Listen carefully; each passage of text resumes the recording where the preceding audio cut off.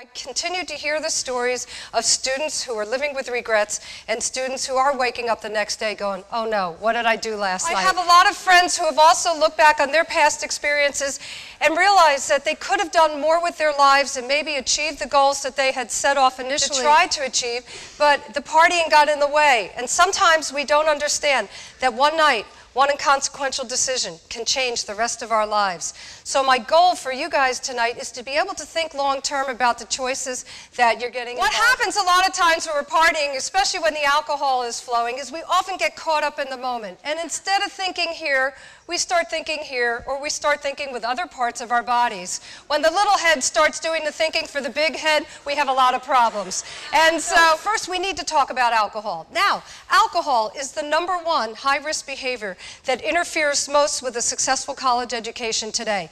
And it leads to so many other high-risk behaviors. No substance has caused more harm and suffering to humans than alcohol has. And I have so many friends that are now in 12-step programs, so many friends who have screwed up their lives, and a number of friends who are no longer here because the alcohol did get the best of them. And a lot of times when we're partying in college, we don't realize that what we are actually establishing is an addictive pattern and a dependency on that alcohol. Studies show that those that use alcohol to loosen up in a social setting under the age of 21 will tend to carry that pattern with them through their adult life. The #1 reason why college students drink, what do you think it is? To get drunk, to loosen up in a social setting. That's the #1 reason. And I think it boils down to self-esteem. If you like yourself well enough and you feel comfortable with who you are, you won't need to have that social lubricant to have a good time. I had to stop drinking in my mid-20s. The women in my family have what we call gastric acid reflux disease, and alcohol really affects it. You get a hyperacidity going up from the stomach into the esophagus because there's a weakness in the muscle there, and the alcohol can weaken that muscle. And so if you let that go over the years, you get esophageal cancer. So I stopped drinking because it was starting to get too uncomfortable. And I can tell you, I would go to parties and all my friends were like, rah, rah, rah, rah, rah, and they're stumbling and they're stupid and they're having a great time. And I'm standing there talking like this, going, how can I relate to this?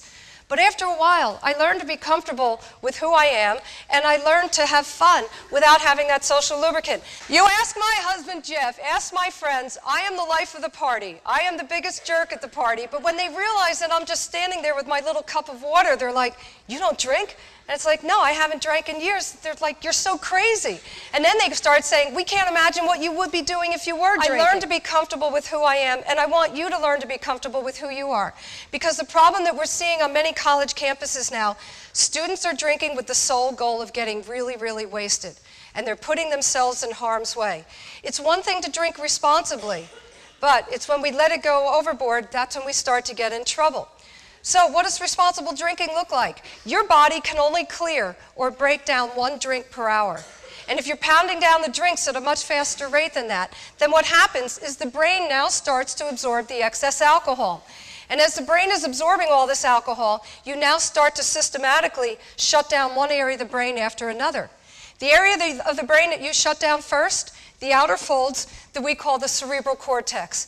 It took thousands of years of evolution to develop this area of the brain.